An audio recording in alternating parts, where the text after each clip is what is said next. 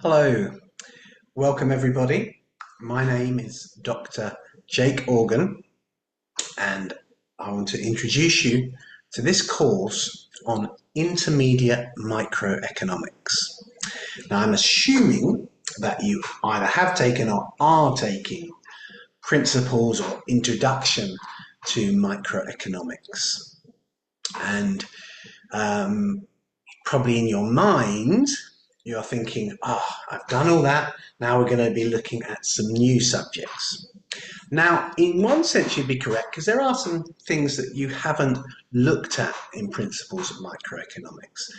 But a large part of intermediate microeconomics is actually going deeper into the things, the principles we learned in principles of economics. We're going to be looking at things like supply and demand. We're going to be looking at things like elasticity. We're going to be looking at markets and various market structures, ones that you remember: perfect competition, monopolistic competition, oligopoly, monopoly. But in the center of that, we're going to look at some new areas, especially the area of like consumer utility maximization, and we'll be looking at then firms' profit maximization or cost minimization. And we're going to use these two sort of ideas to build a whole new model where we can look at these things like markets, we can look at things like supply and demand, we can look at things like market structure in a much deeper way. And to do that, we're going to have to use some slightly more complex mathematical tools, especially the use of calculus. And you also find that we're going to be using a lot of algebra, and maybe you need to brush up a little bit on your algebra, especially your exponent rules, because that will become very, very, very key. Because the things we looked at theoretically or instinctively in principles of micro, we're going to now look at in a systematic and mathematical way. So you remember micro, remember your definition, hopefully it wasn't too long ago, that micro is the study of the economic decisions made by smaller units. The individual consumer, the household that is consuming and trying to maximize its utility or benefit, and the activity of the firm. And in a sense, we just go deeper and deeper and deeper into that. Microeconomics is a wonderful thing because it's like a present that you constantly keep opening with different wrappers, because you can go deeper and deeper and deeper into these questions. And as I say, there'll be a lot of things that you've already learnt, and you'll have to remember things like marginal benefit. The profit maximizing point is where marginal benefit equals marginal cost. You have to remember things like that.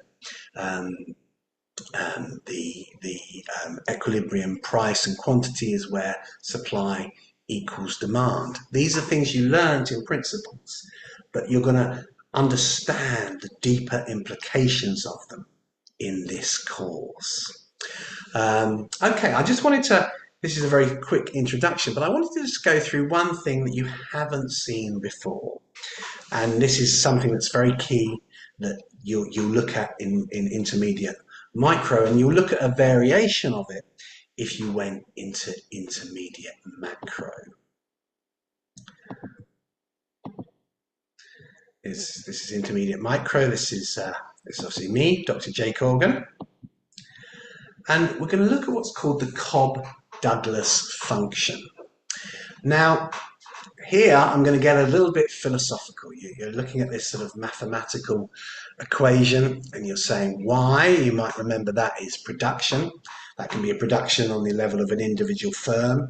It also, in macroeconomics, is production on a societal level, but here we're thinking about it in terms of an individual firm. Y brackets is a function of labour and capital. And that is equal to A, big A, which is some sort of, maybe it's the technology environment, maybe it's where the factory is placed, but it's some sort of thing that affects both labour and capital. Something that that is exogenous to the system we're creating. I'll tell you more about that word later on. And so A times L, which is labour, to the beta, times K to the alpha, capital to the alpha.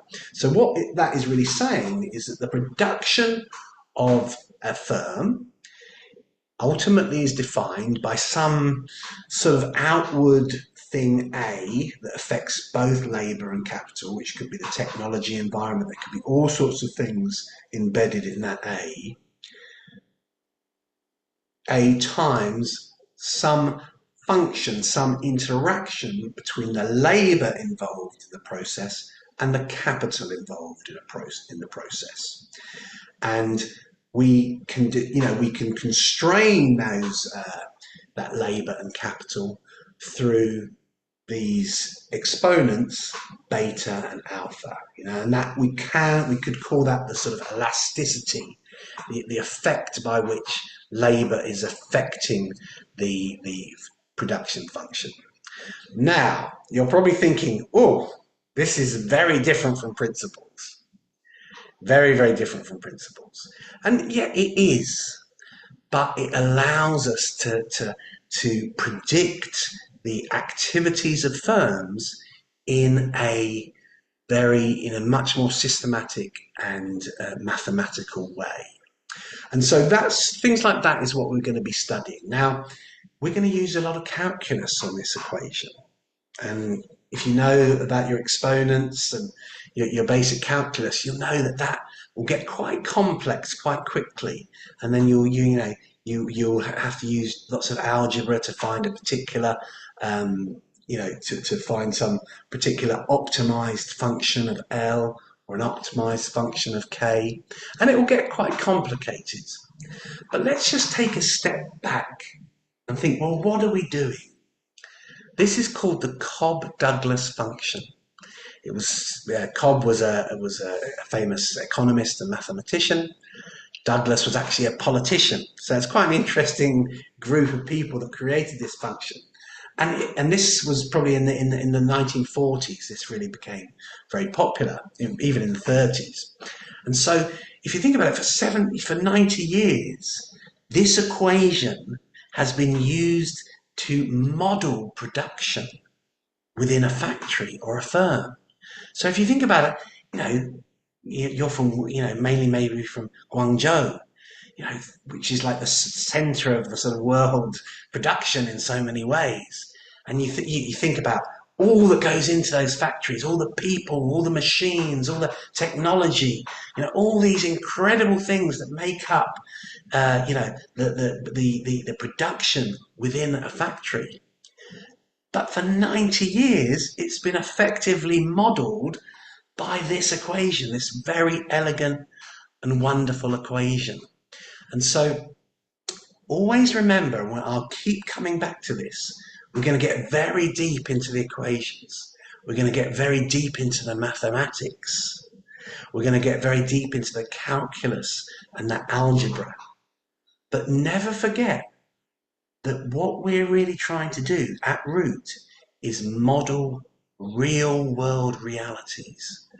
And I'm going to be constantly bringing us back to the real world realities and asking us this question: are these models that we're learning to manipulate sufficient to describe the economic world we see around us?